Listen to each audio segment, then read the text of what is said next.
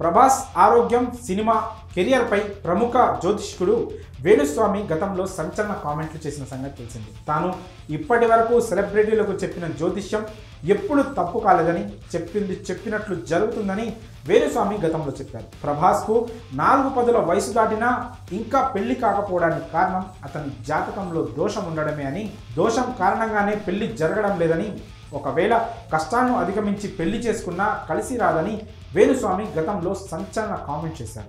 Salaar cinema విడుదల సమయంలోనూ ప్రభాస్ పై comment చేశారు. ప్రభాస్కు ఆరోగ్యం బాగోలేదని అన్నారు.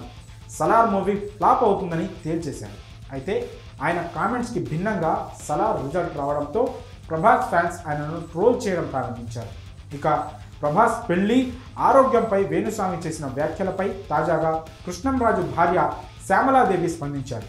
ఓ ఇంటర్వ్యూలో ఆమె ఈ వ్యాఖ్యలు చేశారు.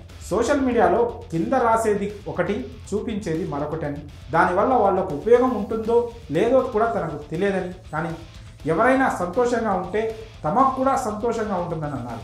అయితే కొన్ని మరి ఇబ్బందికరంగా ఉంటాయని అన్నారు. ఎవరేమనుకున్నా కూడా వాళ్ళకు కూడా మా ఫ్యామిలీ గురించి తెలుసు, వాళ్ళందరూ రెస్పెక్ట్గానే ఉంటారు, రెస్పెక్ట్ ఇస్తారు.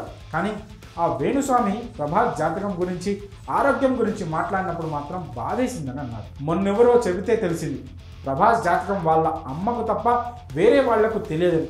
అలాంటప్పుడు ఆ వేణుస్వామికి ఎలా తెలిసిందని ఆమె ప్రశ్నించారు. అయినా పుకార్లు కదా, బాధపడతారు కదా మేడం, మీరే అడగండి అని కొందరు అంటారు. కానీ నేనెందుకు అడగడం అని ఊరుకుంటా అని, పుకార్లని చెప్తున్నప్పుడు ఏం కాదు ఊరుకోండి అంటారని ఆమె అన్నారు. మీరెవరూ పట్టించుకోకండి కూడా అంటారని, మీరెవరిని ఏమి అనే అలవాటు తమ కుటుంబానికి లేదని, కృష్ణంరాజు గారు అజాత శత్రువు అని అన్నారు. ఆయనను అనేవాళ్ళు ప్రపంచంలో లేరని, కానీ 100లో 1% అనేవారు ఉండేవారని, అయితే ఆయన వాటిని పెద్దగా పట్టించుకునేవారు కాదని అన్నారు. మరి శ్యామలాదేవి వేణుస్వామిపై స్పందించిన తీరుపై మీ అభిప్రాయాన్ని కామెంట్స్ రూపంలో తెలియజేయండి.